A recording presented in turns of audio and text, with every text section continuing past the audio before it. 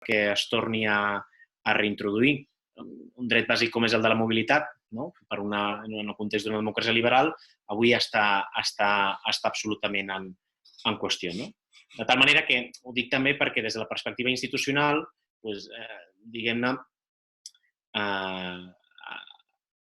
en països, diguem-ne, amb altres paràmetres de valors i de funcionament, algunes de les coses que estan passant des de la perspectiva institucional no tenen el mateix impacte que poden tenir a Espanya, Catalunya o Europa. No? Que no et deixin sortir de casa, a la Xina entenc que socialment té unes conseqüències diferents i per l'estabilitat del seu sistema té unes conseqüències diferents. Per respondre a la teva pregunta, jo crec que els primers efectes, diguem-ne, de com altera això, no? La lògica política al nostre país, potser els hem vist avui. No? Fa 5 mesos Pedro Sánchez arriba al govern amb uns socis i avui ha aprovat el mecanisme que el govern considera fonamental per la resolució d'aquesta crisi en aquest moment amb gent que no són els seus socis. I això és rellevant. És rellevant, el que passa que encara no podem afirmar si això és l'inici d'una lògica diferent per lo que queda de legislatura o és, diguem-ne, un avís, no ho sé, una forma de dir-li als seus actuals socis que si ells no passen, diguem-ne, i aproven el que proposa el govern, hi ha una alternativa. Això no ho sabem, però avui per avui estem veient una coalició, permeteu-me la llicència perquè potser és inexacta, de recolzament governamental diferent de la que hom preveia, no? Que estigués en marxa en aquesta legislatura. D'altra banda, hi ha hagut una alteració. El nacionalisme català, els darrers anys, diguem-ne, que havia renunciat a implicar-se en la governabilitat d'Espanya, això Esquerra ho canvia i diu, no, jo vull participar de la governabilitat d'Espanya perquè entenc que és útil pels motius que sigui, però és veritat que avui, en aquest 6 de maig, es podria afirmar que el nacionalisme català no vol participar, o no participa, millor dit, de la governabilitat d'Espanya.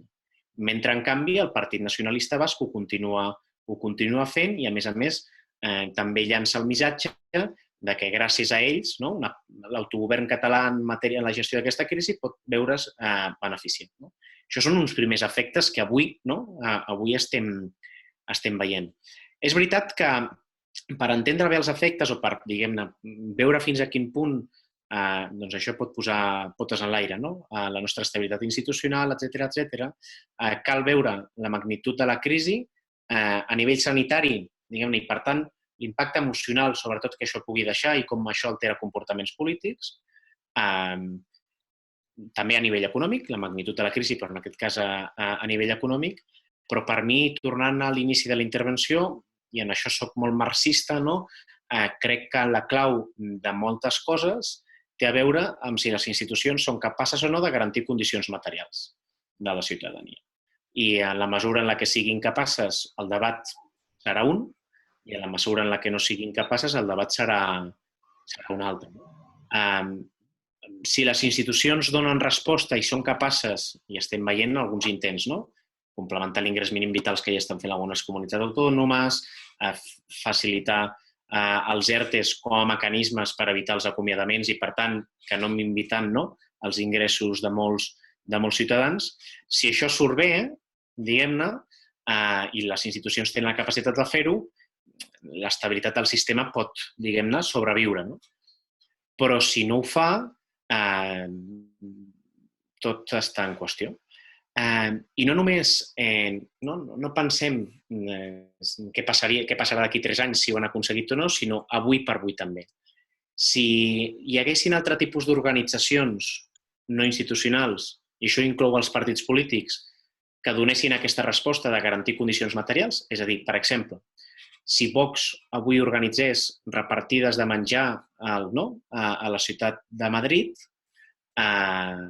doncs estaria immiscuint-se en aquest element fonamental que és qui a mi com a ciutadà em protegeix. I això també alteraria la lògica del debat públic. Aquí a Madrid hi ha un grup d'ocupes de tall feixista, Hogar Social, que com s'han dedicat, diguem-ne, a guanyar suports, ha estat repartint menjar i ajudant a la gent vulnerable. Si en aquest context on les institucions estan tenint dificultats per poder-ho fer, perquè una cosa també és les ajudes socials que es dona a aquells que apareixen a les meves bases de dades i, per tant, aquelles persones que estan dins del sistema però hi ha moltes que estan fora i que només ONGs, en principi, tenen la capacitat, no?, de saber què és el que està passant. Si aquí entressin partits polítics directament, i no és descartable, això també podria alterar la lògica de tot. I per acabar, en relació a la política catalana, és obvi que l'impacte de la crisi aquesta sanitària, diguem-ne, reprioritza l'agenda global, l'espanyola, i ho veurem i ho estem veient. Part de l'intent d'una part de l'oposició en relació al govern és dir, vostès que eren uns feministes van ser uns irresponsables convocant el 8M, això del feminisme no va enlloc. I, per tant, un tema ja consolidat com el tema de la igualtat de gènere, ara alguns intentaran que no ho estigui. En contra, no obstant, sembla que el tema de la violència de gènere sí que ho estarà. Però no és exactament el mateix. O amb el tema del canvi climàtic també hi haurà intents, amb el petroli tan barat, per exemple, de prioritzar una energia sobre l'altra. Hi haurà un debat sobre quins són els elements més prioritaris de l'agenda.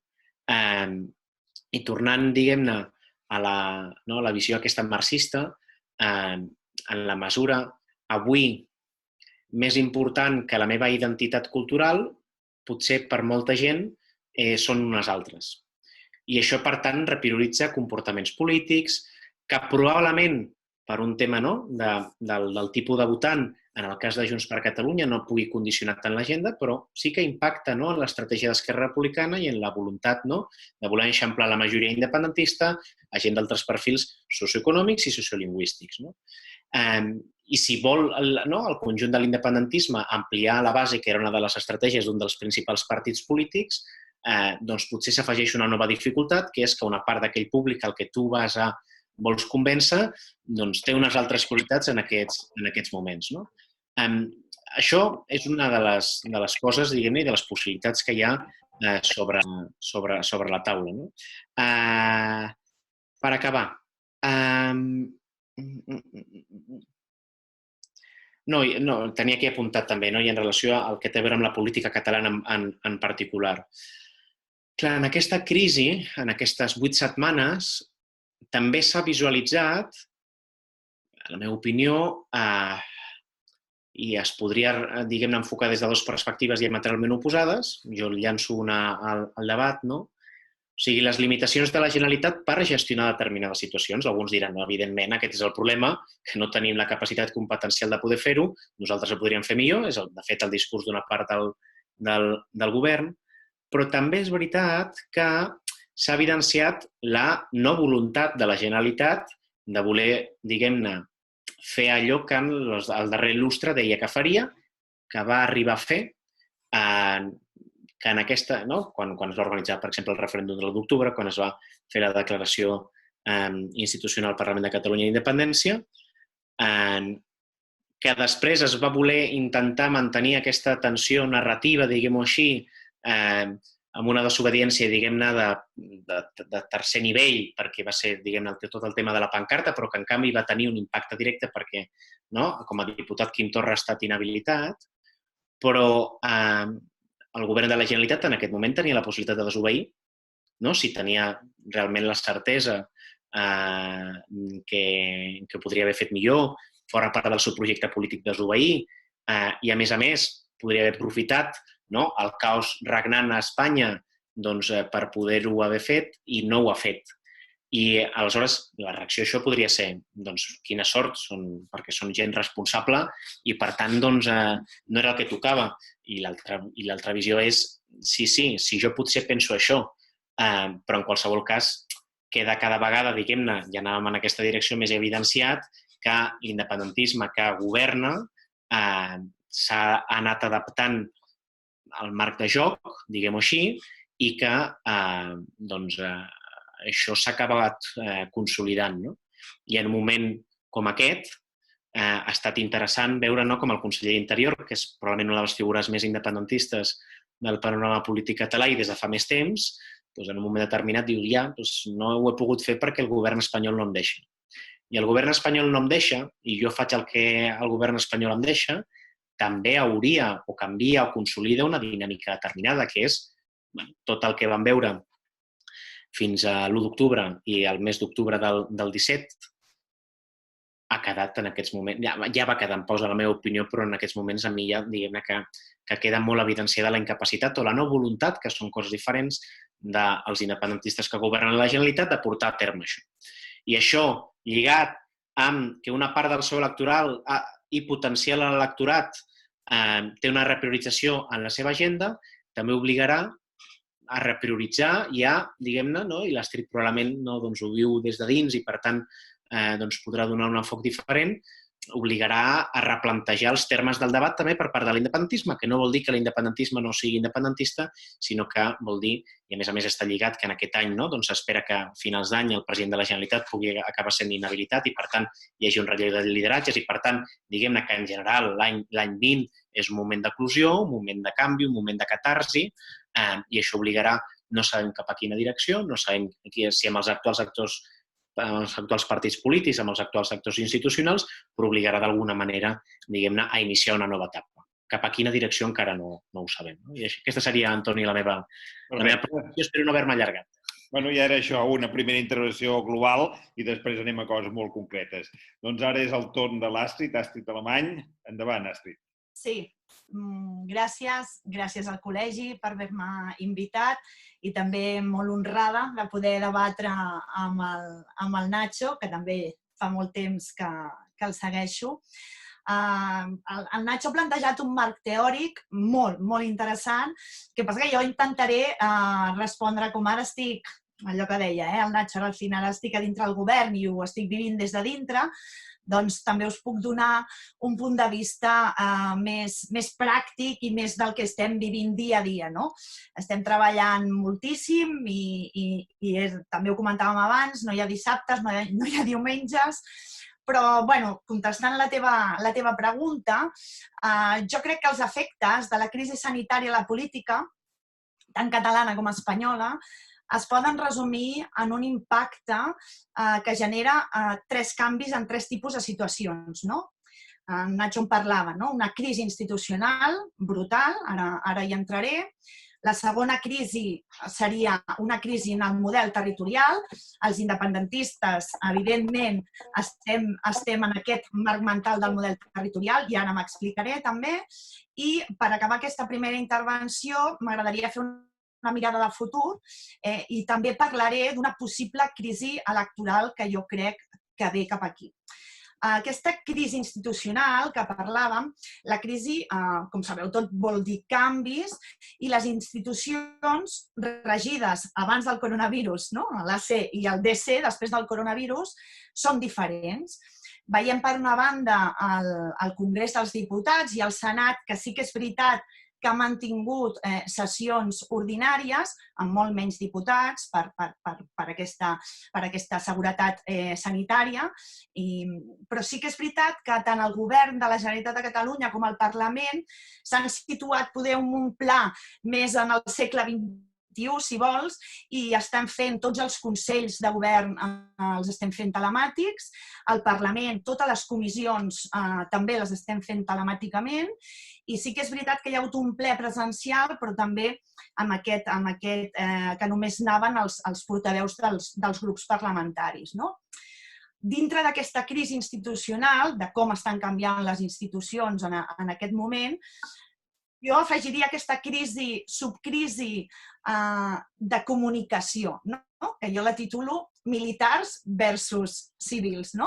Aquesta crisi de comunicació que Espanya ens ha realment, a mi personalment m'ha sobtat molt, no sé a vosaltres, però a mi m'ha sobtat molt que a partir del 14 de març que el president Sánchez declara l'estat d'alarma, en la seva primera compareixença, el 15 de març, els ministres van tenir tot el protagonisme polític, això és veritat, però a partir del 15 de març, qui pren aquest relleu polític i de comunicació és els militars i els policies, han passat a primer terme i han compartit aquest protagonisme diari amb el coordinador espanyol d'emergències, el Fernando Simón.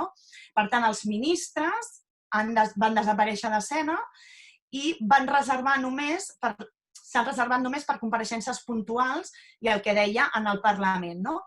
Com sap tothom, els militars són uns experts en epidèmies. Això ha estat així durant l'últim mes i mig amb la comunicació del govern espanyol, fins fa una setmana. Això canvia el 25 d'abril. El secretari d'Estat de Comunicació, Miguel Ángel Oliver, va enviar un missatge en la roda de premsa d'agraïment i de comiat als militars i als caps policials que fins aleshores havien fet les rodes de premsa.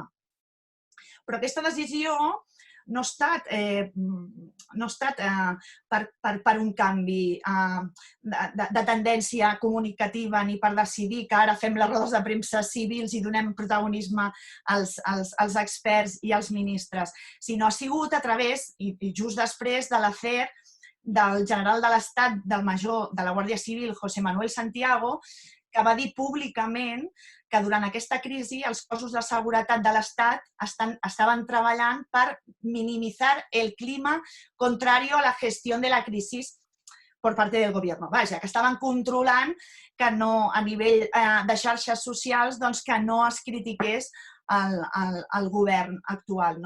Aquesta afirmació, evidentment, va ser corregida després pel ministre Fernando Grande Marlaska.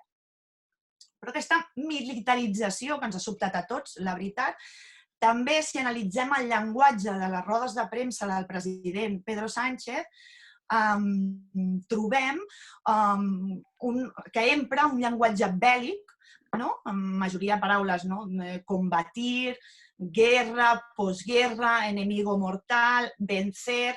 Aquest llenguatge bèl·lic i aquest relat de guerra, estem en guerra, contrasta, per exemple, amb el president de la Generalitat, Quim Torra, on durant totes les seves compareixences sí que és veritat que les seves principals paraules, i està analitzat, hi ha articles que són vida, persones, dolor, i últimament aquest discurs que té ell del futur disruptiu, que res després del coronavirus podrà tornar a ser com era abans.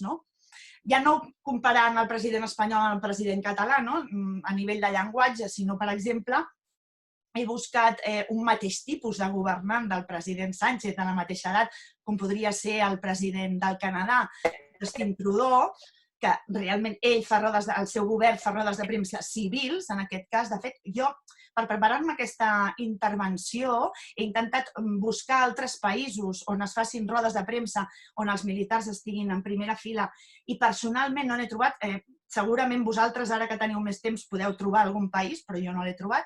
El que deia, comparant el president Sánchez amb el president homòleg Trudeau, el president canadenc fa rodes de premsa diàries des de la porta de davant de casa seva, per tant, està transmetent una confiança, allò que comentava el Nacho, aquesta confiança entre la institució i la societat, i aquesta genera una imatge compassiva i serena d'aquest primer ministre. A més, té un discurs que repeteix cada dia que el govern canadenc està ajudant a tots els ciutadans que ho necessitin, que ningú serà oblidat, etc. Per analitzar diferents models. Ara, amb la crisi del coronavirus, els que hauríem d'actuar, és lògic i normal, com a portaveus, haurien de ser els professionals sanitaris, principalment, i, òbviament, si hi ha algun problema de seguretat, qui hauria d'informar és la policia, el cos policial, que no és un cos militar, que és un cos de seguretat. En aquest cas sí que si hi hagués algun problema de seguretat. Però ja et dic que ens ha sobtat bastant el tema d'aquesta gestió militaritzada que ha fet el govern espanyol. Això com la primera crisi institucional i comunicativa, amb grans trets. Entro en analitzar la segona crisi, que jo li he posat per títol la crisi en el model territorial de l'Estat. Com sabeu tots, amb la proclamació de l'estat d'alarma hi ha hagut una recentralització de les competències en salut i interior. I jo em pregunto, per què s'ha decidit recentralitzar? És a dir, Catalunya, però també el País Valencià, les Illes Balears o el País Basc, portem, almenys Catalunya, com a mínim 38 anys gestionant la sanitat.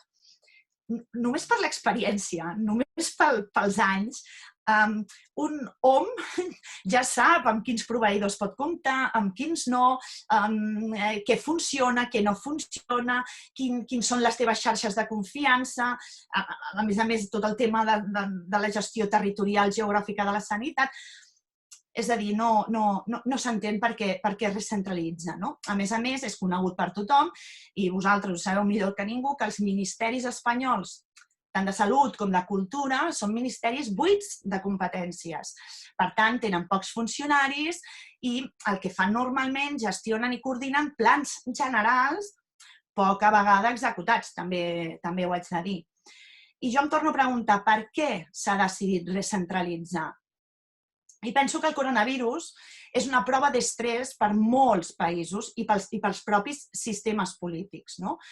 També ho és pels diferents models d'organització estatals. Crec que és interessant en aquest punt fer la comparativa entre els dos models europeus, ara que estem gestionant la crisi, l'estem vivint, però ja comencem, han passat 2 mesos i ja comencem a tenir resultats. I, per exemple, podem comparar Alemanya, aquest país federal i amb una gestió sanitària també federalitzada, i França, aquest país, o Espanya, França, aquest país centralitzat per excel·lència de la Unió Europea. És un drama, el que diré ara parlaré de morts, però és que és així. O sigui, Alemanya ha tingut, per desgràcia, 3.868 morts i França avui té 18.000 morts i Espanya en té 25.000 morts. Això és un desastre, això és un drama.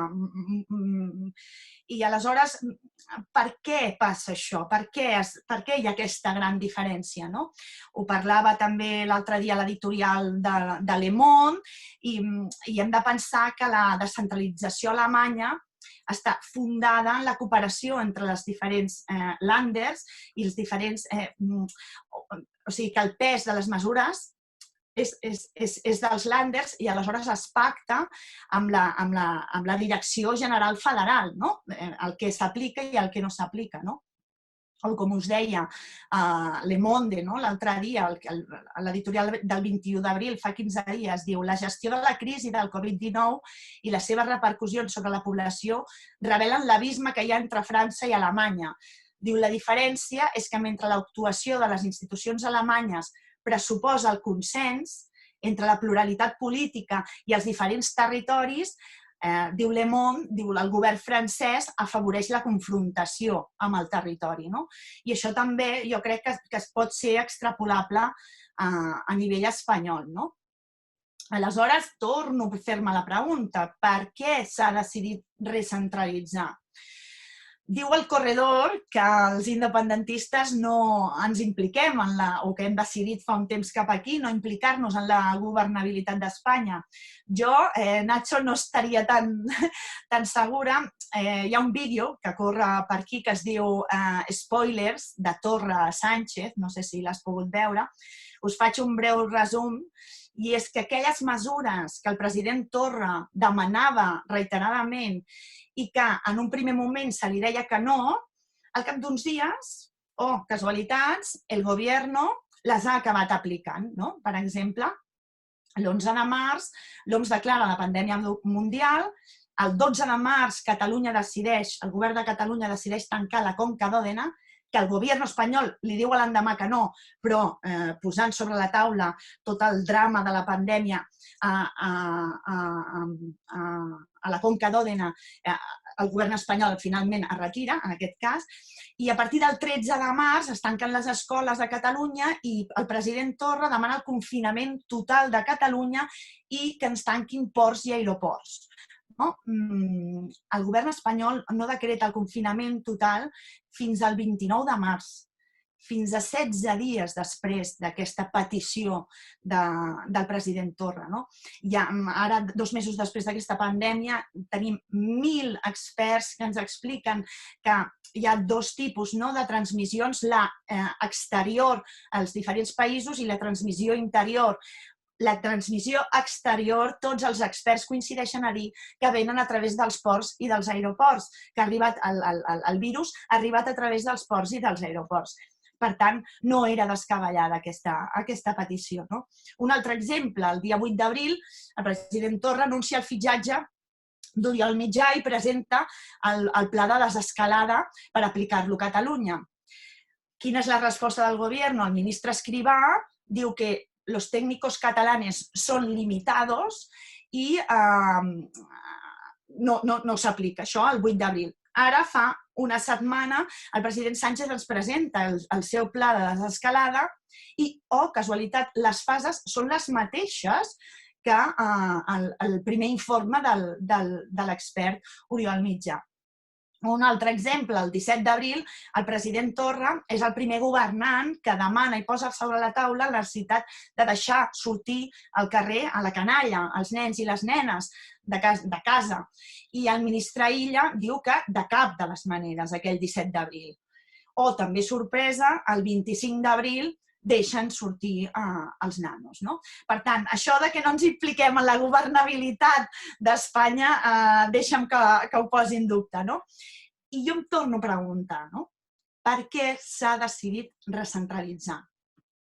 Jo ara els faré un anàlisi ideològic dels dos partits del gobierno más progresista d'Espanya. Per una banda tenim el PSOE.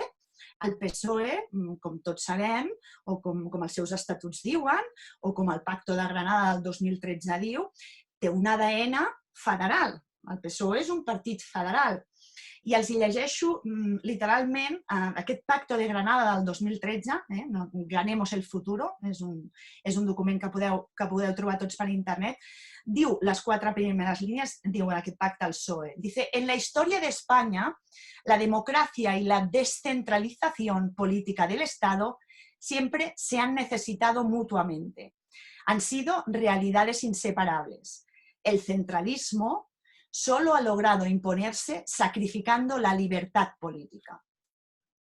Per una banda, aquest anàlisi ideològic del primer soci de govern, que és el PSOE, però per l'altra banda tenim l'altre soci de govern, que és Unidas Podemos. Unidas Podemos, el seu ADN i els seus estatuts, és un partit confederal.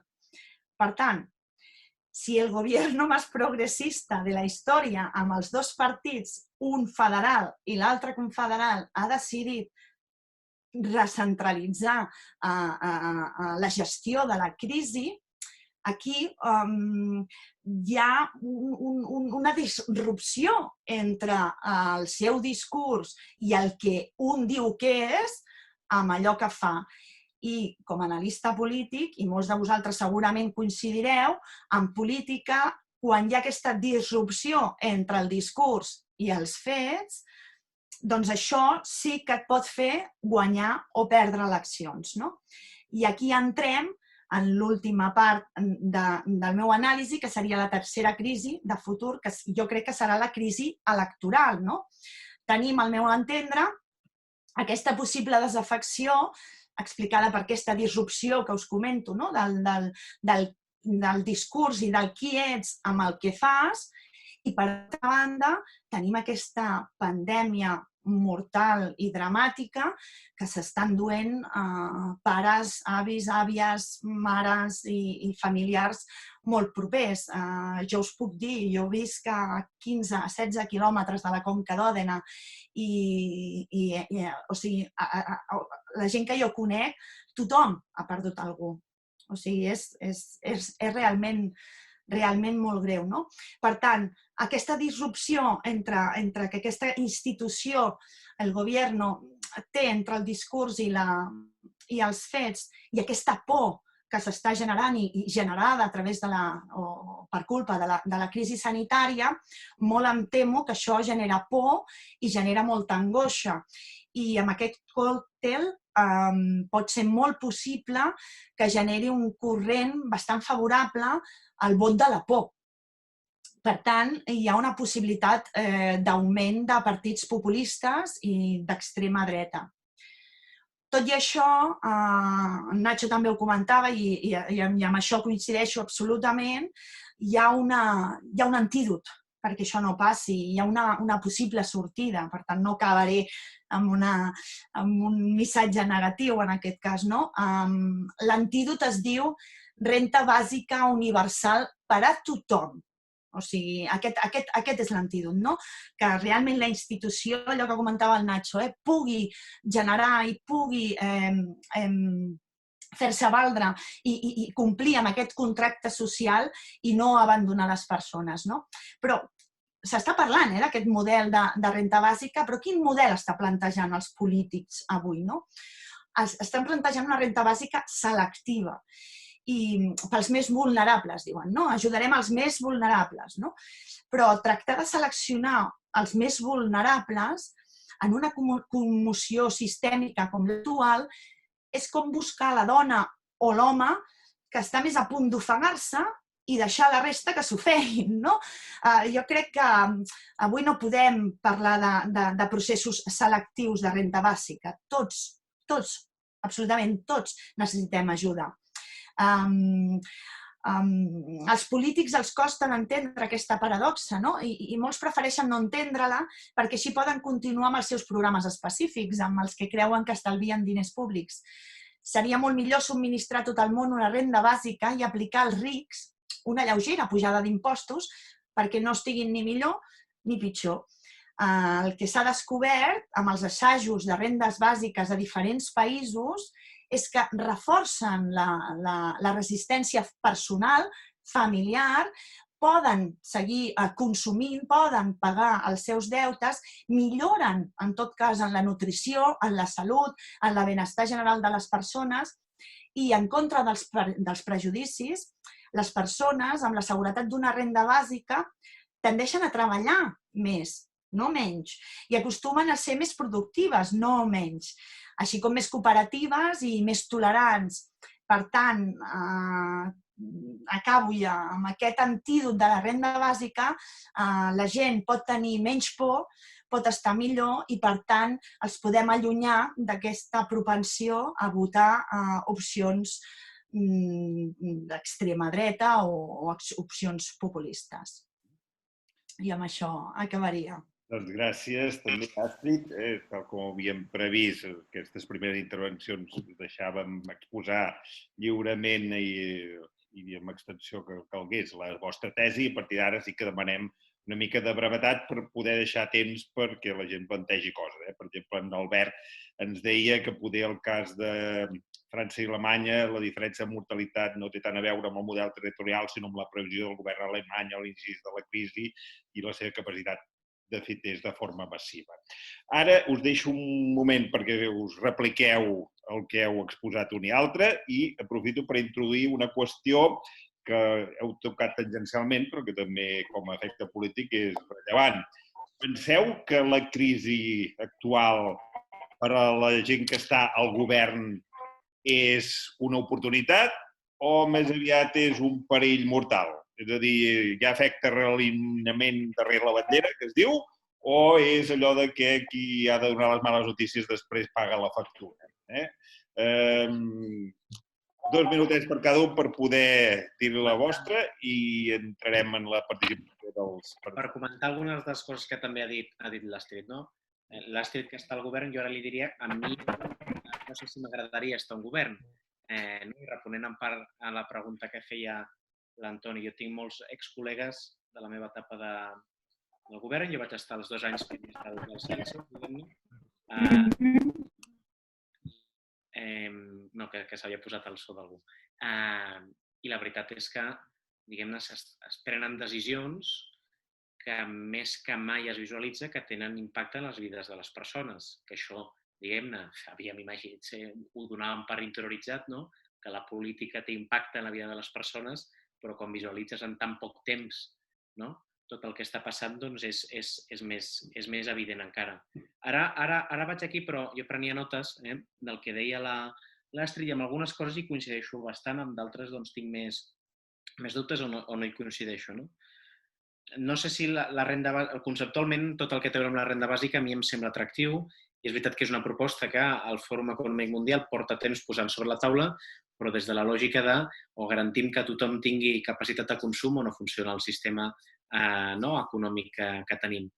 I en aquest debat és veritat que fa unes setmanes ESADE, a través dels seus centres de recerca, el Toni Roldán, el que deia era, i té sentit, tu també coneixes bé, diguem-ne, el que és l'aplicació de polítiques públiques, diu, en un moment com aquest, si tu has de començar a discriminar, quan arribi la renda bàsica potser ja mor pel camí qui la necessita, no? I per tant, el que estan fent alguns països europeus és primer donen a tothom indiscriminadament i després, si de cas, a la declaració d'Hisenda ja es veurà si tu ets objecte o no d'aquesta ajuda, no? Però a priori tothom la té. I és un debat que hi ha hagut al govern espanyol amb visions diferents i per mi un dels problemes que té el plantejament que fa el govern és que sent útil i havent una destinació pressupostària molt important no arribar a qui ha d'arribar. Perdona, aquesta afirmació és de tertúlia, diguem-ne. Podria no arribar a tothom qui ha d'arribar. Per exemple, hi ha molta economia submergida que això no arribarà i numèricament són persones que també tindran dificultats i té impacte social que no puguin arribar i, per tant, doncs, a mi em genera dubtes. Però dels temes concrets que comentaves, i molt ràpidament, Antoni, del tema dels militars, jo estic d'acord amb el plantejament que has fet, Astrid. Jo recordo, de fet, que en canvi el primer dia després de l'estat d'alarma, al programa Cuní vaig citar el Macron, com va dir allò de Nous sommes en guerre, com un intent de compartir amb la resta de persones que estaven debatent amb mi que el moment era d'una alta excepcionalitat i que, per tant, no estava entenent la lògica del debat. O sigui, de què estem parlant? Però és veritat que arran d'aquell dia es han produït determinades coses que han estat corregides, no sé si tard o no, però que han estat corregides, no només per la presència de militars, sinó pel marc en el que feien les seves rodes de premsa dels militars. El Gemat va dir més d'un dia si novedad en el frente, todos somos soldados, ¿no? Son lunes. Exacte, i el rei és el primer soldat, també va dir. A mi em preocupa perquè al final, diguem-ne, clar, entenc que és l'intent, des de la lògica militar, de dir s'ha de complir amb l'ordre de confinament i cal disciplina militar, però la resposta és som molt més que soldats, som ciutadans, no? I per tant, doncs això... Jo aquí estic d'acord. Entenc que fins i tot et diria que el Partit Popular no s'hagués atrevit a treure els militars. Penso, de fet, que un dels... Penso o sé o intueixo, no sé quin dels tres, que una de les variables determinants a l'hora de prendre la decisió és precisament que el món del centre-dreta espanyol veiés que el món militar, el món més conservador de les institucions, estava acompanyant el govern en aquesta estratègia. Era important perquè si un mira la televisió, algunes televisions a Espanya, doncs sembla que el govern xavista bolivariano està intentant donar un cop d'estat contra tots nosaltres i, per tant, la presència dels militars intentava, en part, també fer això. En part, aquesta cosa típica de la presència d'uniformes que dona, diguem-ne, solvència al que s'està dient, etc. Però si tot això acompanyes, i això tu, Astrid, ho saps millor, diguem-ne, amb una comunicació de portaveus impròpia d'una crisi, doncs no serveix absolutament de res. Tenint en compte també que l'exèrcit és una de les institucions més valorades a Espanya i que això, diguem-ne, és fàctic i que, per tant, tot això pondera a l'hora de prendre la decisió de treure militars o no, que s'ha corregit. Això, el Fernando Simón, que és metge, hauria de sortir en bata, és el que jo, diguem-ne, hagués proposat. Amb el tema territorial, per no entrar tampoc gaire en polèmica, però és veritat i és evident que no s'ha gestionat, i l'exemple és Alemanya, diguem-ne, amb la implicació de les comunitats autònomes aquesta crisi. Jo crec que és fàctic també. Una de les motivacions podrien ser les que tu dius, i pot estar-hi, no ho sé, jo penso que no, però podria ser, però també és veritat que perquè hi hagi un funcionament institucional federal, les institucions han de creure, no només el govern central, també les autonòmiques. I no sé fins a quin punt hi ha gaires comunitats autònomes, però parlant de Catalunya, o sigui, Catalunya té un plantejament que no és federal, és un altre. O sigui, és o confederal, però no és federal, i per tant, en el context, a més, afegint de desconfiança entre institucions que hi ha, perquè està, la Generalitat i l'Estat no confien entre ells i l'Estat no confia en la Generalitat. Això és fàctic, també. Probablement això ha dificultat també que s'hagi pres una bona decisió, que hagués estat des del principi, no com ara, arran del debat d'avui, i amb les mesures del PNB sembla que pot començar a girar la situació, que les comunitats de veritat haguessin estat implicades. No? I per acabar, clar, quan parlava de cogovernar, que ets hàbil, diguem-ne, cogovernar hagués estat, per exemple, que el govern hagués pres les decisions conjuntament les comunitats autònomes, amb això estic d'acord, però cogovernar no és pensar en un pla per la teva comunitat autònoma i que després te la copiï per la resta de l'Estat. Això es diu una gran capacitat d'influència. O sigui, en una altra època el Pujol hagués estat orgullós, no, dient de la capacitat d'influència de les mesures. El que és veritat, en tot cas, és que en la lògica de la política espanyola dels darrers anys tot havia estat condicionat al referèndum i no era possible parlar d'altres coses. Amb un petit parèntesi, perquè això també en honor de la veritat, i a més jo ho vaig viure com a assessor de la ministra Batet, que va haver-hi uns mesos, va durar poquet, potser van ser 6 mesos, on la Generalitat va tornar a tots els fòrums, podríem dir de cogovernació, diguem-ne, de fòrums de comunitats autònomes i de multilateralitat i alguns de bilateralitat, que jo me'n recordo, vaig estar allà, vam reprendre les comissions bilaterals i no només les subcomissions bilaterals, i això també és cogovernar. I és veritat que allà s'havia iniciat una dinàmica impulsada en gran mesura per Esquerra Republicana, malgrat sota la presidència d'un president de Junts per Catalunya que probablement no tenia la possibilitat de negar-s'hi a participar-hi perquè la demanda del diàleg havia estat sempre una demanda de l'independentisme i quan s'oferia no es podia fer, però parlamentàriament al Congrés dels Diputats Junts per Catalunya tenia una línia i Esquerra Republicana tenia una altra, no sabem fins avui. Deia per acabar i no he acabat, però ja deixo el mòbil. Últim comentari. Clar, per una comunitat autònoma, per un ajuntament, gestionar les dues crisis en paral·lel que hi ha, que és la sanitària i l'econòmica, resulta més senzill a l'hora de ser propositiu que per un estat que al final és qui paga les pensions, paga els ERTEs i pot entrar en fallida. O sigui, no és un escenari descabellat. En tot cas, el que és cert és que l'aturada de l'economia total, o pràcticament total, que va arribar 15 dies després de l'estat d'alarma,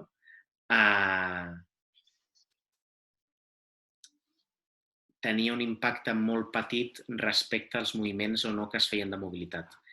Crec que el motiu de fons que hi havia és, escolta'm, i va durar molt poquet per la mateixa lògica. Per què va durar només 15 dies? Perquè l'Estat no té capacitat de pagar la quantitat d'ERTEs si tu prohibeixes l'exercici d'una activitat econòmica. Clar, això és evident que per una institució que no li va la vida en el sentit, en aquest cas, perdoneu, metafòric, de la paraula, com la Generalitat, perquè el fail-out no el fa la Generalitat, perquè no ha de pagar ERTEs, és més fàcil fer propostes que, a més, conceptualment tenen sentit que per l'atenció que hi havia un govern en un context on hem passat de que part de l'oposició hagi considerat que el govern d'Espanya és criminal perquè no ens tancava a casa, a un context en el que estan dient que és un govern de segrestadors que no ens deixa sortir de casa. Clar, prendre decisions en aquest context, clar que dificulta més la situació que un ajuntament o que una comunitat autònoma. Astrid? Sí, jo no m'allargaré tant perquè crec que ens estem allargant molt i m'agradaria també escoltar els altres companys i companyes, però sí, només agafant aquest últim del Nacho, jo crec molt amb el principi de subsidiarietat i governar tenint aquest principi de subsidiarietat com a navegació, és a dir, jo vinc de Barcelona, jo he nascut a Barcelona, he anat vivint cada vegada en pobles més petits, vaig passar a viure a Sitges i ara estic vivint en un poble de 120 habitants. Això és el futur, Astrid. Jo ho diu ara mateix viure en una gran ciutat. Jo ara estic veient muntanyes i estic veient prats, no és per fer-vos enveja, no, però en aquest sentit, penso, si us explico el que fa el nostre Ajuntament, som 115 habitants. Ens porta el menjar a casa. A nosaltres no, perquè el meu company i jo som joves, per entendre'ns, i els nanos són joves, però ens porten el menjar a casa. des del primer dia ens han portat mascaretes a tots. Ja comencem a tenir testos. No ho podem dir ningú, però ja comencem a tenir testos en aquest poble petit. És a dir, els ajuntaments, els consells comarcals, les diputacions, o sigui, són ens que estan al costat de les persones. És així. Per tant, jo estic molt, molt, molt en aquest sentit de cogovernació, però comptant també amb els ens. De fet, des del govern de la Generalitat el que estem fent tot el dia és reunions precisament amb consells comarcals i amb ajuntaments per poder donar totes les eines, perquè sabem que aquestes eines arriben directament a la població i a la gent que més ho necessita. I tornant, i acabo amb el tema dels militars, jo torno a repetir, m'agradaria que en aquest debat trobéssim algun país occidental on aquesta gestió hagi estat liderada i comunicativament per militars. M'agradaria que això sortís, tot i que en Macron, és veritat, va emprar un llenguatge també un punt bèl·lic, amb això estarem d'acord, per això també França i Espanya són bastant centralistes en aquest sentit. I jo, deixa'm que ho posi sobre la taula, més que res pel debat, però aquesta presència comunicativa de militars crec que és també per frenar una possible, ho diré així, revolta social. És a dir, els indicadors, de fet avui la Comissió Europea, com sabeu, ha tret els indicadors pels països de la Unió Europea. Per Espanya és dramàtic. Tornarem al 19-20% d'atur, el deute se'ns dispara al 120-126, ja no recordo les xifres, però ve realment una crisi econòmica i una crisi social brutal.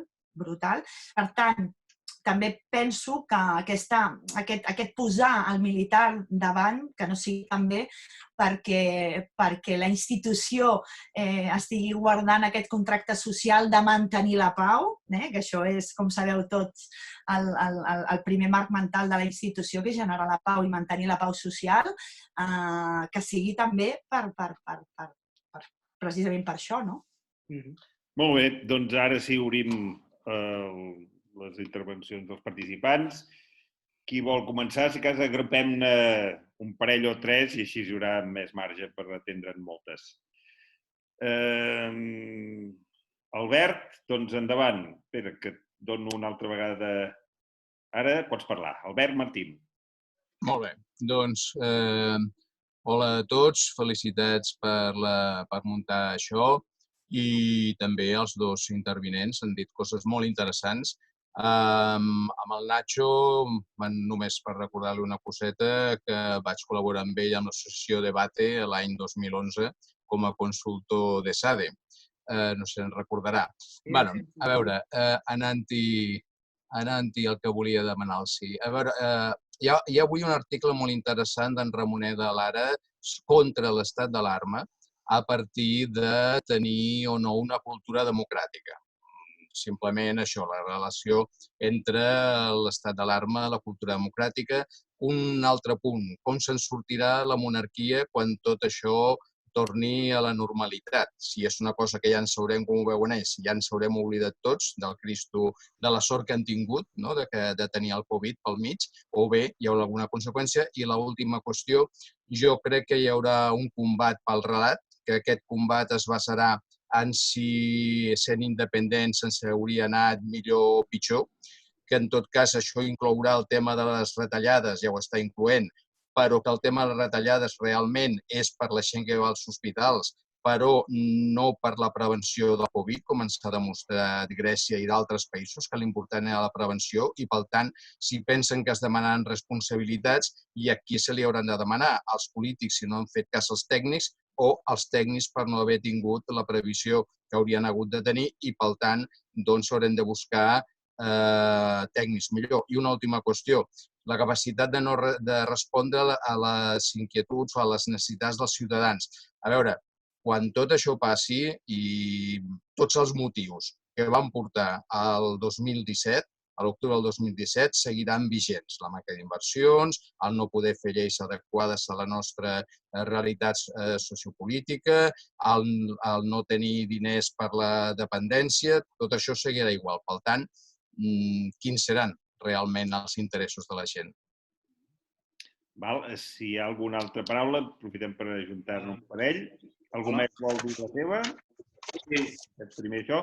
Sí, perdó, és... Soc l'Oriol Bonet. Aviam, Oriol. Vale, vols càmera? Sí, cap problema. Vinga. Endavant, ja pots anar fent. Ja, doncs jo tenia dues preguntes. Una més en Nacho, que sobre l'escenari polític català, no? Com esdevindrà. Sembla que els pressupostos avancen i hi havia una mitja promesa electoral si això seguia així, no? I a veure què pensa, no? Si per final d'any podem pensar en unes eleccions a nivell català o no. I per un altre costat, la presència avui de Jaume Asens al debat al Congrés, si podem fer com una lectura per fer aquest front, no? Aquest canvi de relat en contraposició a Esquerra dins de l'àmbit català, no? O sigui, és un intent de més presència. En relació a l'Astrid, m'agradaria més preguntar-li sobre l'Oriol Mitjà, no? Quina ha sigut la forma de comunicar del govern català, algo tan important com podia ser aquest comitè de científics i investigadors, si creu que s'ha fet bé i si quan sentim l'Oriol Mitjà sentim un Oriol Mitjà institucional o un Oriol Mitjà persona particular. Doncs vinga, Astrid i Nacho. Molt ràpid tot, petites píndoles. Sobre el tema, en el debat ha estat i està si hem de fer cas dels polítics o dels científics. I potser els polítics han fet cas dels científics, però la ciència és falsable. Vull dir que la informació que tenien la comunitat internacional l'1 de març és diferent de la que té avui. Estic convençut que els científics, l'equip del Fernando Simón, que ha liderat en organitzacions internacionals tot de centres d'investigació de diferents epidèmies. Estic convençut que el seu equip, diguem-ne, va donar la informació de la que disposava. I estic convençut també que es van prendre decisions atenent en aquell moment es deia. Quan Fernando Simón diu que esto es parecido a una gripe, que solo habrá unos pocos muertos, estic convençut que no estava mentint. I estic convençut que els polítics fan cas, diguem-ne, del que diuen els científics, tot entenent que les decisions que es prenen són de caire polític, òbviament. Per això estem veient models de gestió diferents amb la mateixa informació. El Regne Unit va començar amb la mateixa informació dient que s'havia de deixar que tothom passés la infecció perquè prevalia el funcionament de l'economia, bla, bla, bla, bla. Per això, de fet, l'altre dia vaig sentir un metge fent trampes quan li preguntaven per l'estat d'alarma, que deia des de la perspectiva sanitària l'estat d'alarma no és necessari. Dic, sí, clar, però és que l'estat d'alarma és una resposta política a una crisi que és bàsicament sanitària però que té altres magnituds. I en relació al tema de la política catalana, de la monarquia, poc a dir. Jo crec que han tingut sort, però perquè, a més, un dels rumors, i ho dic perquè estem 20 persones, si no ni ho comentaria, però quan el rei d'Espanya, el segon o tercer dia de l'estat d'alarma, fa aquestes declaracions és que el seu pare està malalt i que això és imminent i que, per tant, ha de solucionar ràpidament la crisi. Però fixa't, el José Antonio Zarzalejos, que és monàrquic declarat i una de les persones de l'àmbit conservador més respectades, va fer un article arran d'això recomanant-li al rei d'Espanya que se n'anés d'Espanya, el pare, el rei Juan Carlos, perquè és veritat que podia posar en qüestió tot. Una altra cosa que podrà analitzar amb més detall l'Astrid és el que està fent la monarquia aquestes setmanes, que estan fent moltes, no s'estan deixant veure molt, i això perquè ho fan o quin sentit té. I en relació al que preguntava l'Oriol de la política catalana, home, sí que sembla que estàvem movent-nos cap a un escenari on Esquerra Republicana i els comuns, amb la complicitat dels socialistes, podien arribar a enteses, no? Però estem veient també els primers símptomes de desconnexió entre el Partit Socialista i Esquerra Republicana a nivell espanyol. És veritat també que jo he vist tota la intervenció d'aquest matí, masses hores de debat, però que el Pedro Sánchez tampoc ha donat per trencada la relació amb Esquerra Republicana i que, per tant, tampoc hem de ser tremendistes ni dient, i deterministes dient Ciudadanos nuevo socio del gobierno de España i és que Esquerra no tornarà a pactar amb ells. Però és veritat que de la relació, del que passi, diguem, al Congrés dels Diputats es condicionaran també escenaris a la política catalana. Però per mi, en tot cas, l'escenari, i això, diguem-ne, no ho sabem perquè no estem en aquesta situació, quan es convocaran eleccions un pot intuir, però això diguem-ne, és especulatiu. És veritat que, com a tard a finals d'any, principis del vinent, el president de la Generalitat serà inhabilitat. El que sembla es confirmarà la seva inhabilitació i, per tant, això obligaria, en principi, també hi ha debat. Però és que el que no està clar, que és la meva incògnita, és no només els candidats de les diferents formacions i espais, sinó que no està clar tampoc quins espais es presentaran. Si en l'àmbit, si Manuel Valls farà alguna cosa, en l'àmbit, diguem-ne, independentista, si el món nacionalista del país de demà es presentarà i si això tindrà impacte. És a dir, hi ha moltíssimes incògnites a dia d'avui que tenen a veure amb els actors en joc dels partits existents i dels no existents que fan molt difícil preveure un altre escenari que no sigui que caldrà d'una multiplicitat de pactes. Però més enllà d'això, avui és molt difícil afirmar res, sobretot perquè els aconteixements van a una velocitat amb una sèrie de variables que no acabem de controlar. Per tant, em quedaria amb un interrogant en aquesta pregunta que tu fas. Astrid. Sí, jo, per molt que repeteixi, per part del Nacho ho comenti i es digui, per part de mitjans de comunicació espanyol es repeteixi que el president de la Generalitat serà inhabilitat, això ja ho veurem. És a dir, hi ha un recurs presentat, hi ha un dret que l'estat espanyol té inclosa la seva Constitució, com sabeu tots i totes, i és un dret internacional, que és el dret de la lliure opinió i manifestació. I el president de la Generalitat ha fet aquest recurs, per tant, s'està estudiant i ja veurem si un tribunal constitucional com és el Tribunal espanyol inhabilita tot un president de la Generalitat de Catalunya, el 132è president de la Generalitat de Catalunya, per haver penjat una pancarta al balcó. Si això ho fa, si això passa, tornarem a parlar-ho d'aquí un temps, serà una sentència disruptiva, per entendre'ns, i desconnectiva, o una més, com la que va ser la del 2010 amb l'Estatut d'Autonomia de Catalunya, o com ha estat la sentència als líders polítics i socials independentistes. Per tant, anem amb compte en dir que el president de la Generalitat serà inhabilitat, ja ho veurem. Per altra banda, la pregunta... Sí, el tema d'Esquerra i de Junts per Cat, si es distancien o Esquerra es distancia de Comuns i tal. Tant Esquerra com Junts per Catalunya, sobretot Junts per Catalunya, que és qui tibava més allà al Congrés dels Diputats, ha deixat claríssim al govern espanyol i amb les últimes trucades de fa un dia, de fa hores que s'estava negociant, hi havia dues coses sobre la taula. Una, torneu les competències i ens abstenim o votem sí, i asseguin, sisplau, i posin data a la següent reunió entre governs de tot el tema del model territorial i d'arribar a aquesta famosa resolució pactada i del gobierno del diálogo, que em deien que em sembla que es van fer una reunió i que des de la crisi del coronavirus no s'ha tornat a sentar. O sigui, les demandes independentistes eren aquestes dues. Tornin les competències i asseguin altre cop i engeguin el diàleg per la resolució d'aquest conflicte territorial. El govern espanyol ha decidit que això no era capaç de cedir-ho o de donar-ho. Per això han votat els dos que no en la pròrroga de l'estat d'alarma. I per la pregunta que em feia l'Oriol, moltes gràcies, Oriol, per estar aquí i per escoltar-nos. I sí, l'Oriol Mitjà ja era assessor del govern d'Andorra. Suposo que això també ho sabies. Fa 2 dies el govern d'Andorra és referent mundial amb la gestió de la crisi, i és que fa 2 dies va començar tests massius a tota la població.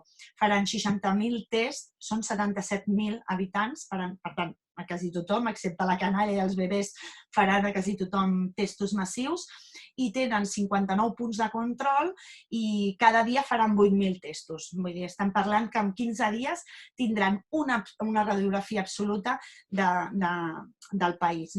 I Oriol Mitjà surt per primera vegada al fax com a expert epidemiòleg, però ja és assessor del govern d'Andorra i és quan el president Torra el contracta i el fitxa com a assessor del nostre govern. I jo puc dir des de dintre que cada dia hi ha reunió del Procicat, com sabeu, cada dia hi ha reunió del Procicat on estem tots els departaments, és interdepartamental i realment s'està fent molt bona feina i treballem molt. Sí, sí. Molt bé, més intervencions. Qui més hi vol dir la seva?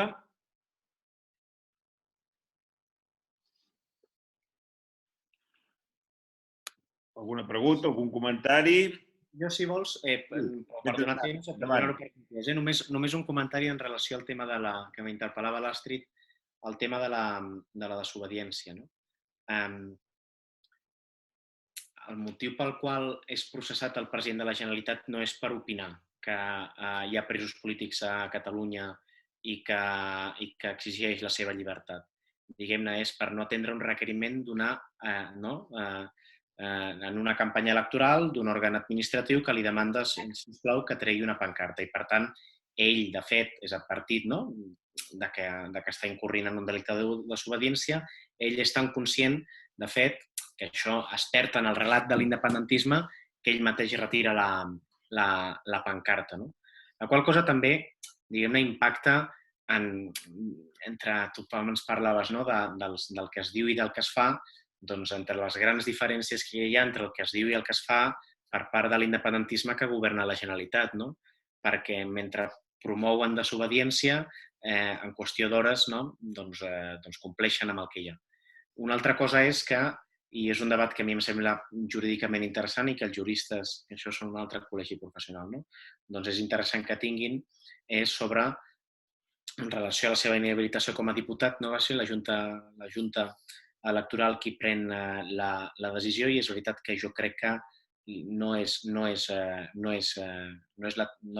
l'òrgan, diguem-ne, institucional que hauria de decidir sobre si té el dret de ser diputat o no, sinó que això és un tribunal i això serà el Tribunal Constitucional. Crec que és massa flagrant, diguem-ne, el delicte, és molt de manual, o sigui, hi ha un delicte de desobediència i que, per tant, és evident que si la desobediència comporta inhabilitació la tindrà.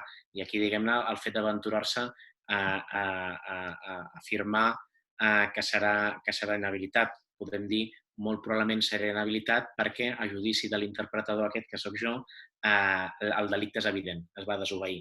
ABC. Una altra cosa és que la Generalitat podria haver dit, i tant que vaig desobeir. Vaig desobeir i què passa? És que jo desobeeixo, no només desobeeixo, sinó que a més m'inhabilitaran i a mi tant se me'n refot perquè jo, com el que vull construir és un nou marc institucional, a mi el que no reconec el que em diu un tercer. El que és trist, diguem-ne, és que per tota la situació, però també per la incoherència, és que es complirà amb el que, com m'ha passat en el passat, amb el marc institucional espanyol, i això és una pena sobretot per a aquells que interioritzen el relat de la Generalitat, que és una institució amb un projecte alternatiu que l'està tirant endavant i que està disposat a desobeir. I el fet evident per acabar és jo haig de dir, us haig de reconèixer els qui vau participar amb més o menys intensitat, que jo de l'1 al 27 d'octubre del 2017, la meva gran por era que la Generalitat, diguem-ne, tirés endavant amb allò que deia, perquè fins l'1 d'octubre, més o menys, tot allò que havia dit el mes anterior ho estava fent. Però és veritat també que el 27 d'octubre, diguem-ne, aquella imatge, tothom, gent esperant a la plaça Sant Jaume, si es baixava o no es baixava la bandera, que no es va ni baixar, i el que va passar després va evidenciar el mateix argument que per mi evidencia l'absència de rebel·lió, des del principi ho he dit així, que és que la Generalitat no va fer res. I com no va fer res, no hi ha rebel·lió possible a acusar. Dit això, l'independentisme hauria d'haver estat orgullós d'una acusació de rebel·lió i de no haver-ho acatat, perquè la rebel·lió hagués estat l'evidència de que es volia construir i que s'estava disposat a fer allò que es deia que es volia fer. I era el meu únic comentari. Molt bé. Paraules? Si no, jo plantejo una qüestió, perquè hem parlat una mica dels efectes en la política de partits i les eleccions, però i en les polítiques públiques podem preveure que realment s'haurà pres alguna cosa de la crisi, seran unes polítiques diferents, construirem una societat més resilient, d'alguna manera aprendrem a fer política d'una altra manera. Quina impressió en teniu? Jo, si em deixes, Nacho, contesto ara jo primera. Segur.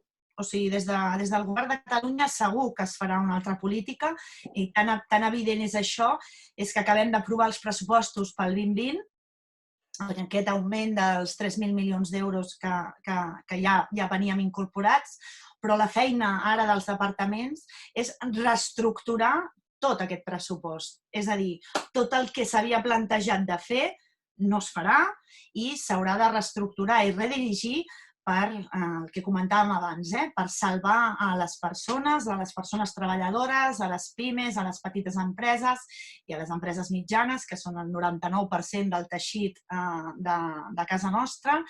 I aquesta és la feina i l'enfoc de la nova política pública, o sigui, per culpa de la crisi, no? Vull dir, aquest 2020 teníem molta il·lusió de fer aquests nous pressupostos perquè teníem molts projectes per engegar i nous projectes, però ara tot això absolutament es redistribuirà i canviarà, no? Vull dir, en aquest sentit, 100% radicalment sí, canvia.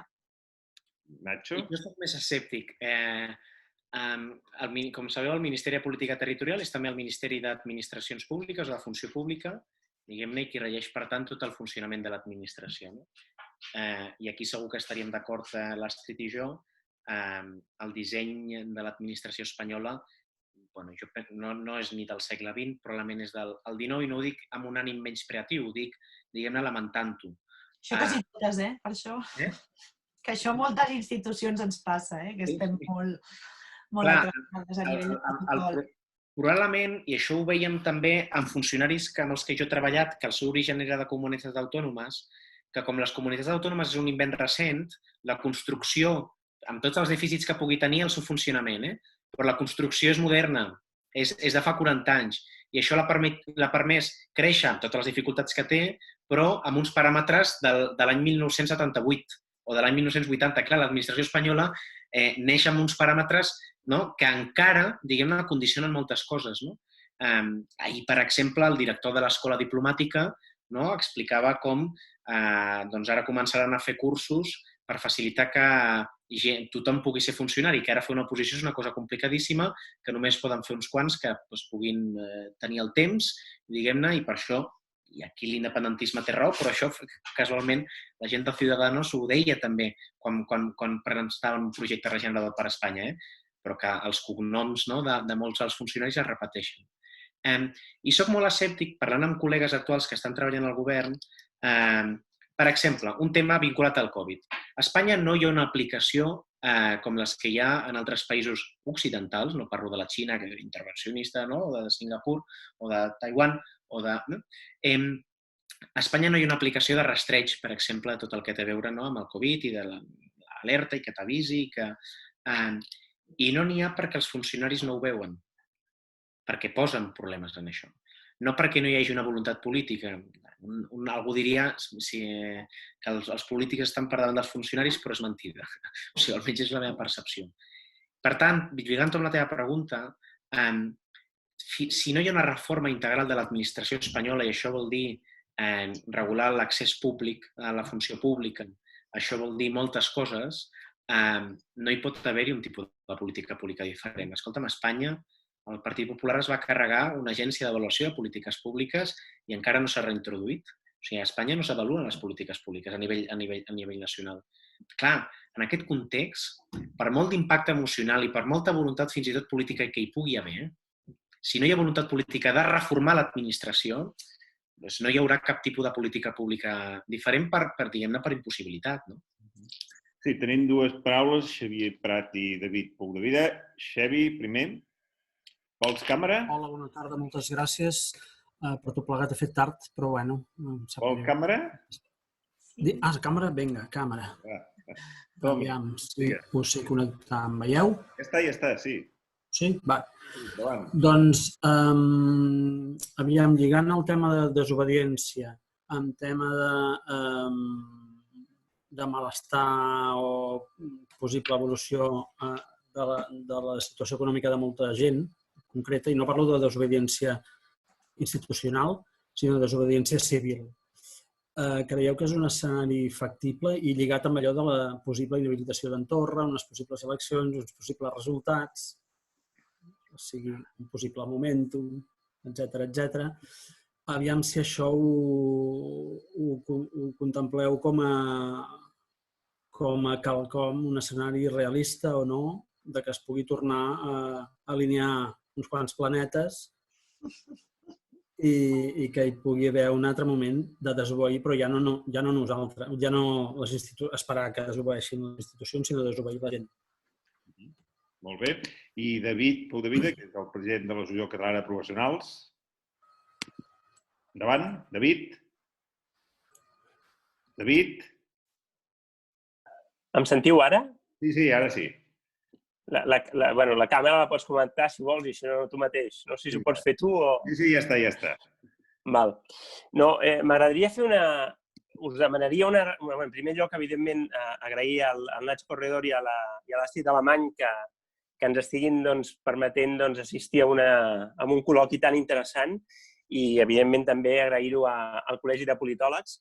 I, bàsicament, voldria fer una reflexió, o m'agradaria demanar-vos que feu una reflexió al voltant del tema dels lideratges, de com aquestes últimes 8 setmanes considereu que els polítics han gestionat aquest lideratge, sobretot fent aquesta comparativa entre Torra i Sánchez.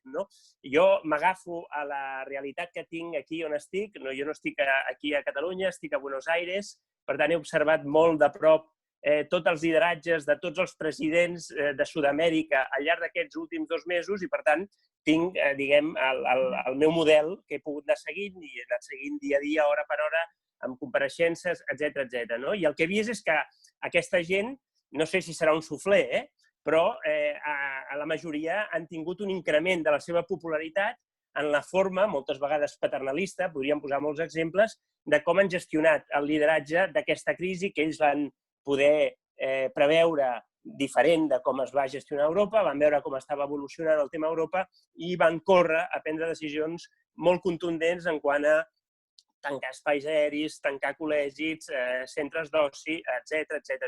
Llavors, m'agradaria que poguéssim fer aquest paral·lelisme. Jo diria, així, per provocar una mica, que fa 8 setmanes, com aquell que diu, en Torra estava en una situació i després de 8 setmanes segurament està en una situació més popular, no? Diguem, la gent segurament haurà vist un Torra que fa 8 setmanes no l'havia vist.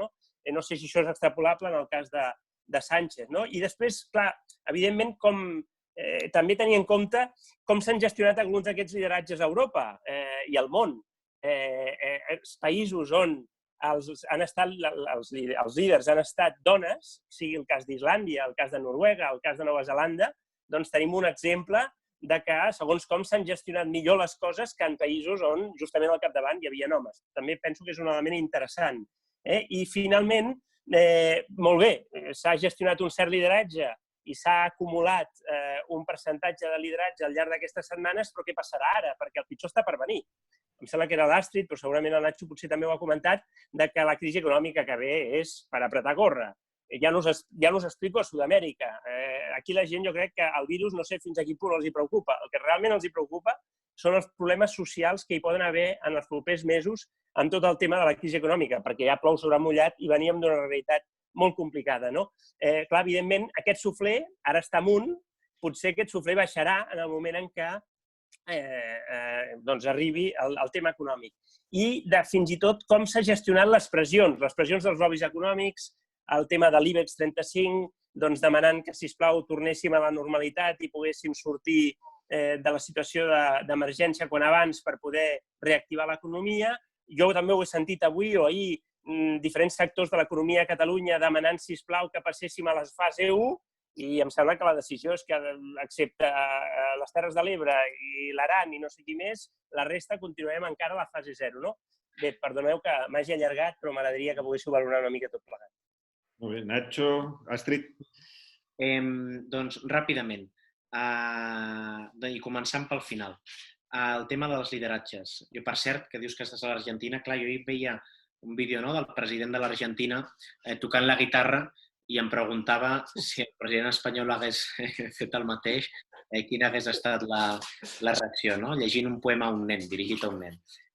La qual cosa explica que, malgrat compartir un idioma, hi ha uns paràmetres culturals diferents, perquè el que val a l'Argentina aquí potser no valdria. Desconec si hi ha dades en relació a la Generalitat de Catalunya. Sí que hi ha més dades sobre la valoració del govern d'Espanya. No sembla que s'estigui rentabilitzant. Em fa la sensació que Quim Torra i Pedro Sánchez comparteixen una cosa, i és que qui no pensa com ells no s'han sentit interpel·lats per ells en aquesta crisi. Jo crec que això és un factor que comparteixen.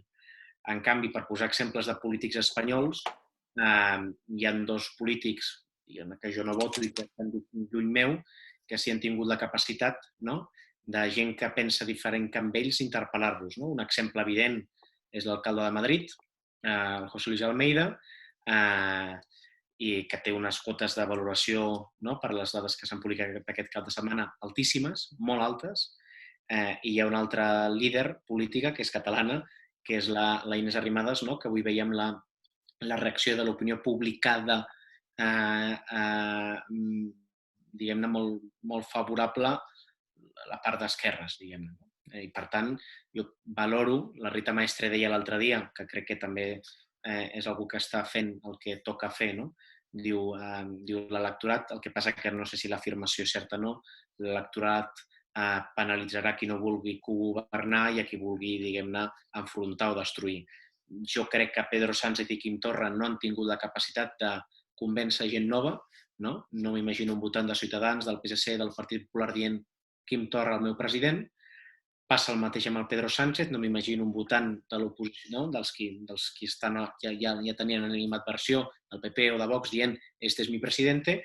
Sí que crec que en el cas d'Almeida i en el cas d'Inés Arrimadas hi ha gent que no pensa com ells, que s'han dit interpel·lats, i jo en una crisi el que demano és que, com a mínim, que els polítics, diguem-ne, empatitzin en la meva situació. I amb alguns ho he sentit menys i amb d'altres menys. Ràpidament, en relació a les pressions econòmiques, també han vingut dels lobbies catalans. Abans de declarar-se l'estat d'alarma, crec que el divendres abans de declarar-se, Foment del Treball surt dient que s'ha d'avertir l'acomiadament. La qual cosa, diguem-ne, era difícil d'explicar que la primera intervenció de l'empresariat sigui facilitem l'acomiadament. Malgrat això i malgrat les pressions evidents que hi ha hagut del món empresarial de les grans empreses espanyoles, el món empresarial espanyol està molt enfadat amb el govern d'Espanya. I ahir sentíem a la COE i el seu president dir com... Espera, que està el meu gos.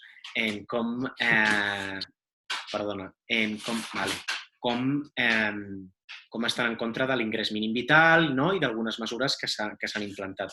Per tant, malgrat és evident que hi ha pressions, no sé si l'element condicionant per confinar, desconfinar, ha pesat tant aquest tema, la pressió, com que si no hi ha activitat econòmica hi ha fail out. O sigui, que si no hi ha activitat econòmica no es poden pagar ni els ERTEs.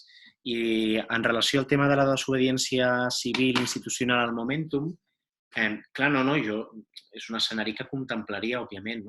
De fet, si ens poséssim racionals, analítics en tercera persona, és en un moment, diguem-ne, de caos on algú que vulgui crear un nou marc institucional podria aprofitar-se. I és evident que si hi ha molt a perdre, les possibilitats d'arriscar-se són majors. Un dels motius pels quals probablement el procés diguem-ne, no arribés on va arribar. Jo recordo, i per mi va ser molt divertit, no?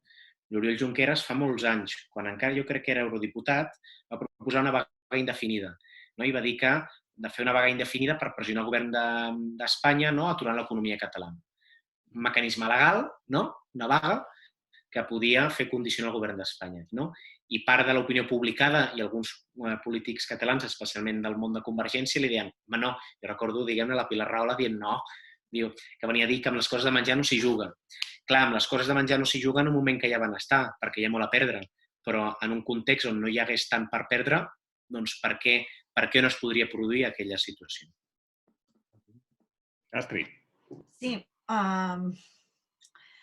a mi començo pel tema de l'Albert. Gràcies, Albert, per la pregunta. A mi em sap greu que el Nacho també en el seu speech inicial, i t'ho dic de veritat que em sap greu, hagis insinuat, i ara ho tornes a insinuar, que els independentistes no aprofitem aquest moment de caos i per obrir aquest nou momentum i sortir i crear aquest marc, aquest nou país, aquesta república que estem construint des de fa uns anys cap aquí.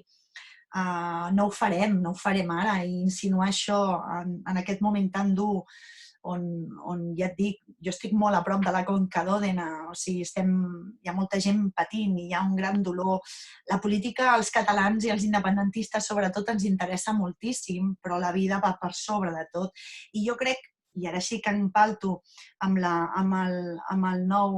pregunta del David, que també t'agraeixo moltíssim la pregunta, aquí el president Torra i el president Sánchez jo crec que han sigut molt diferents, tot i tenir fins i tot les mateixes vivències. El president Sánchez, recordem que la seva dona ha passat el virus i el president Torra l'ha passat ell mateix, però la seva dona ha estat molt malalta. La seva dona fa molt poc que ha sortit d'un càncer, per això també. Llavors, tot i vivint les mateixes circumstàncies a nivell íntim i a nivell privat, els discursos han estat molt diferents. Crec que en Torra sabrà treure el rèdit a nivell popular, jo crec que sí, jo crec que hi haurà gent, ja no de ciutadans que digui el meu president, però sí, per exemple, d'Esquerra Republicana, votants d'Esquerra Republicana, votants de la CUP, que diguin aquest és el meu president.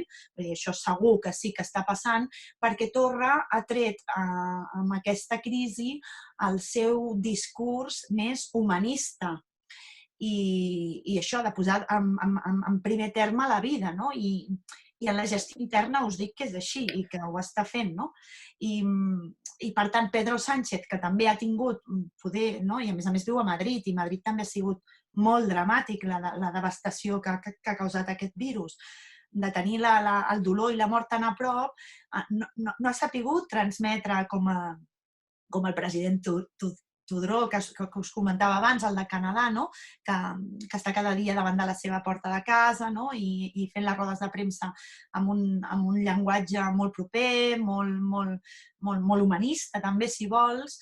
Per tant, jo crec que sí, que el president Torra, jo crec que sí que amb aquestes 8 setmanes ha tingut o pot tenir fins i tot un nou lideratge, fins i tot amb el nou discurs que està tenint ara amb el famós futur disruptiu, que hi ha molta gent que em preguntava i disruptiu què vol dir, doncs ara ho estan aprenent, amb el discurs del president Torra. I tornant amb l'Albert, pot ser d'aquí, o sigui, els independentistes estem independentistes, jo vaig treballar fa molts anys amb Carod Rovira, i ell sempre deia, jo estic independentista, quan el meu país sigui una república i sigui independent, seré o de dretes o d'esquerres o de centre-dreta o de centre-esquerra. Vull dir, els independentistes volem això, volem crear aquest nou marc d'aquesta nova república. Per tant, sí, si s'obre i insistirem en obrir un nou momentum, segur. No ara, perquè estem vivint aquesta crisi, però sí, per què no, d'aquí 6 mesos, d'aquí 8 mesos o d'aquí 10 mesos. Segur que sí, segur que sí. Per al·lusions, Nacho, hi ha alguna cosa a dir? Sí, no, ràpid. No, en relació... Anem a veure. El que no és honest intel·lectualment, que és el que fa, diguem-ne, l'independentisme, és dir que inicialment deien, no, Espanya en roba, una part de l'independentisme, ara una part de l'independentisme, no, ha verbalitat a través del president de la cambra, Espanya ens mata. Diguem-ne, si es viu sota un estat que maltracta tant els ciutadans, el lògic és sortir.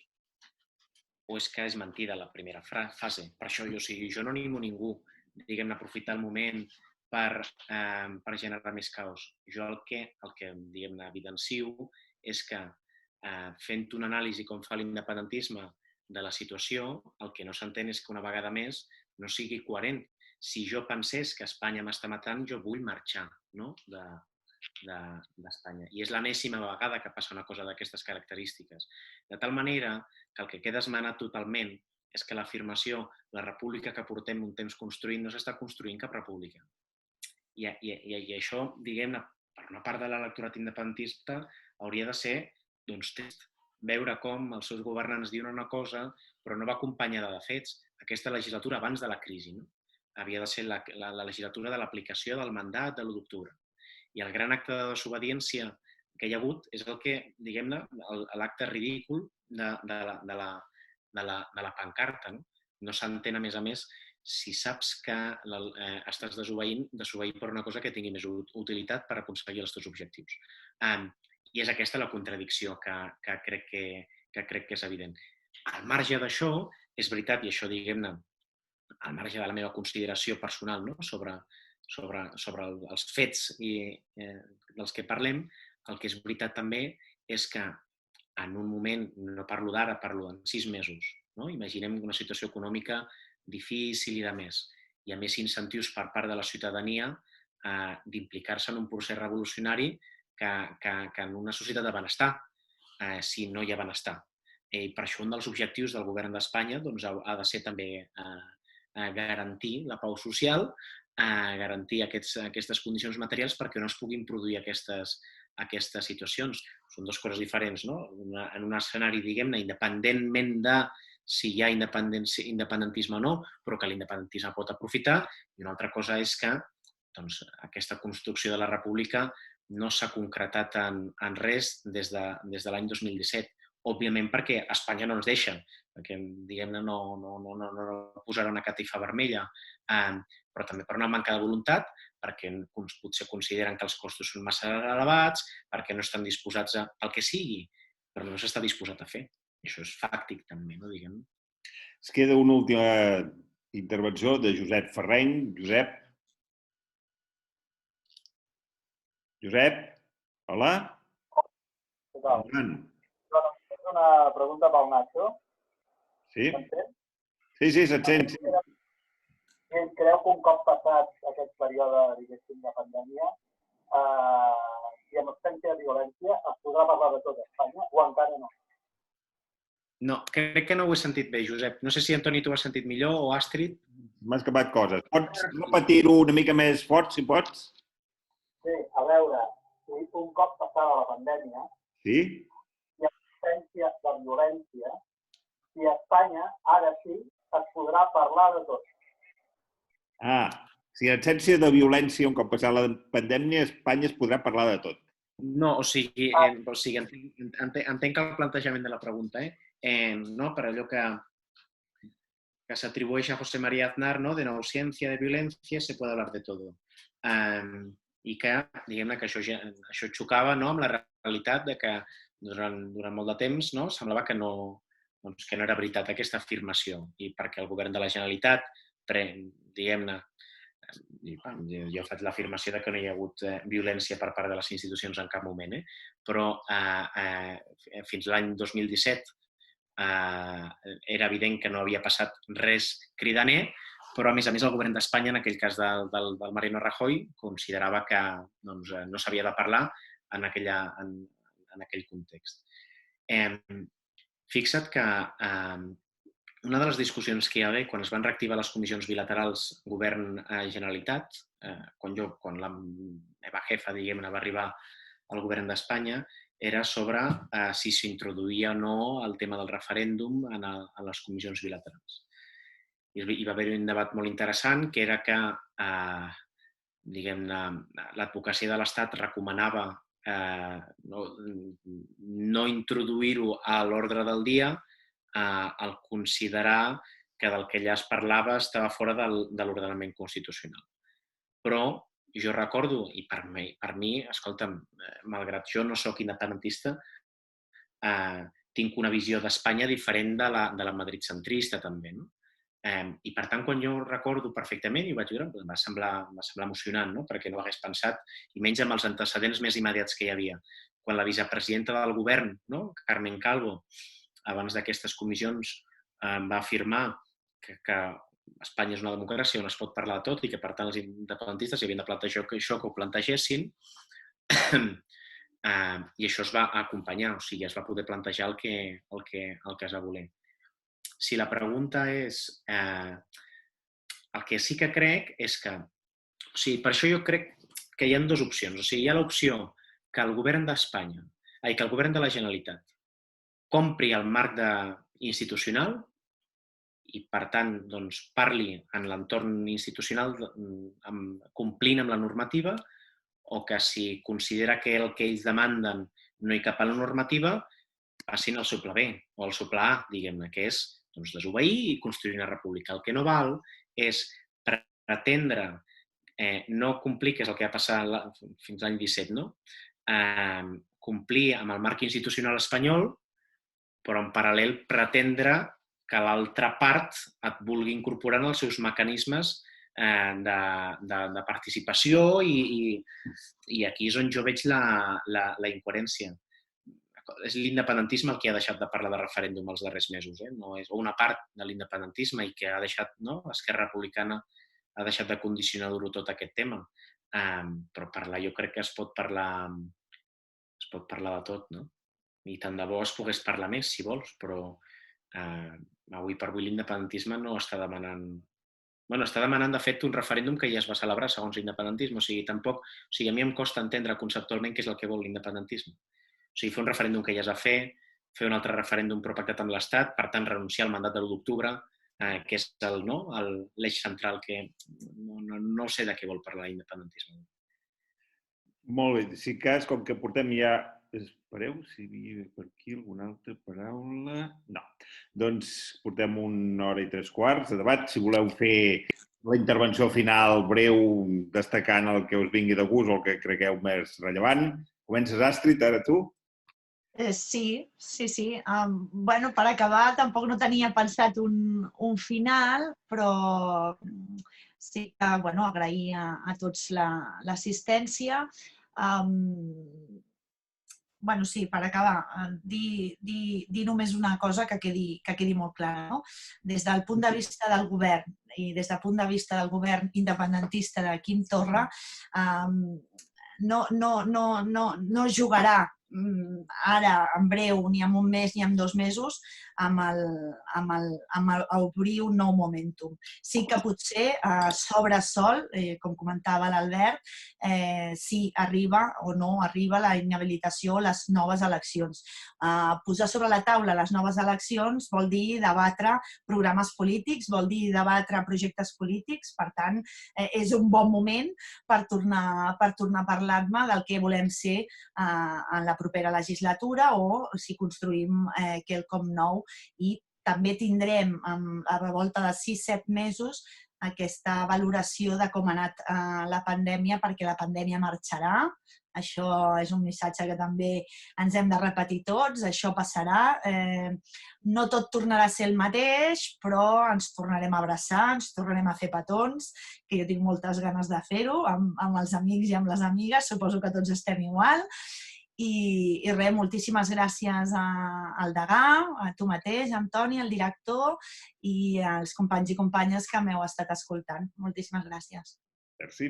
Nacho? Tampoc tenia res pensat. Gràcies també, Antoni, a vosaltres per acollir aquest espai. Feia molt de temps que no parlava sobre el tema territorial, la qual cosa està bé perquè és un tema que, i ho deia alguna de les persones que intervenia, malgrat això introdueixi nous temes a l'agenda, no pensem que els temes que hi havia prèviament deixaran d'existir. I crec que seria un error de lectura per part, en aquest cas, de les institucions espanyoles, pensar que el procés és mort, que la gent deixa de ser nacionalista, que ara hi ha un tema de fons que continua i està abans de l'any 17, i està abans de l'any 2010, estava abans de l'any 78 i està probablement, doncs no sé, des de fa molts i molts anys. I gràcies també a l'Astrid ha estat, jo crec, interessant, perquè, diguem-ne, ella, a més, treballa en una institució i, per tant, té una visió des de dins que crec que és útil. En el meu cas, diguem-ne, ara ho faig només amb el viatge de la meva visió del món,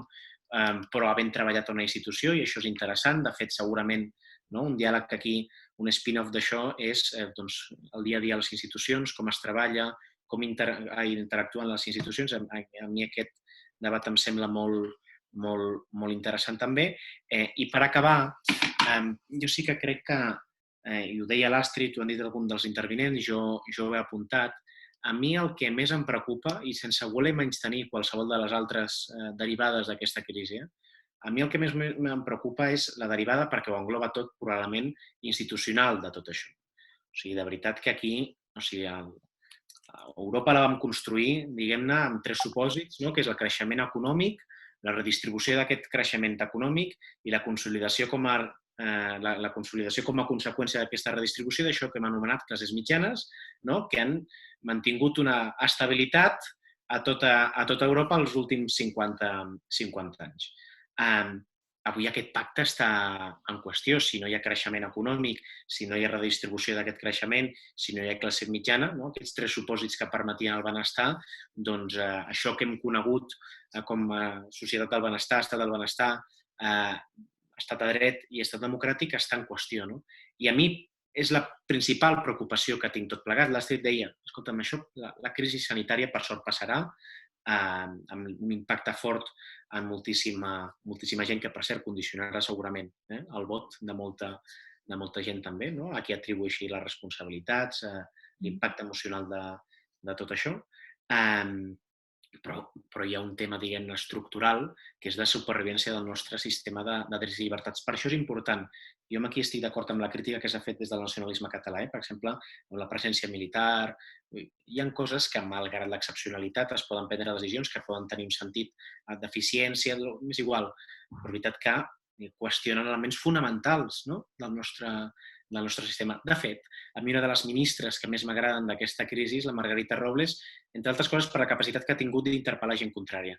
I si no l'ha destacat gaire quan ha fet intervencions, no aquí, sinó en general al debat públic, és precisament perquè destacar el ministre de Defensa és consolidar una cosa que com a ciutadà potser no és el que més m'interessa. I tant de bo, i per això és important que feu aquestes coses, Antoni, doncs la societat civil també tingui un paper important en tot el debat públic. Sou actors importants de la societat, ho són les institucions, ho són els mitjans, ho són les empreses. Per això és tan descorazonador veure a institucions empresarials dir no a l'ingreso mínimo vital o sí al despido express, perquè són actors que el que fan elles condiciona el tipus de societat que tenim, però també el que fan col·lectius professionals com el vostre, i que avui una persona com l'Astrid, que treballa a la Generalitat, i jo, que amb visions diferents, haguem compartit conversa amb 20 persones diferents, doncs té impacte i està bé, diguem-ho així. Una abraçada. Merci. Molt bé, doncs en nom del Col·legi de Professionals de la Ciència Política i de la Sociologia i de l'Associació Catalana de Professionals, agrair-vos tant Astrid com Nacho les vostres aportacions, que em sembla que ens han ajudat a fer el que preteníem una mica de lluny en aquesta incertesa en què vivim i també algunes idees i algunes reflexions i preguntes que ens hem de continuar fent perquè en això n'estem convençuts, politòlegs i sociòlegs, i tenim molt a dir aquesta vegada en el país que vindrà i en el país que podem fer. He dit abans, hi haurà més sessions d'aquest cicle, que els estem acabant de preparar, per tant, també agrair a tots els que ens hi heu acompanyat en aquesta primera i fins a la següent. Moltes gràcies a tothom i fins una altra. Fins una altra. Gràcies, Toni. Adéu.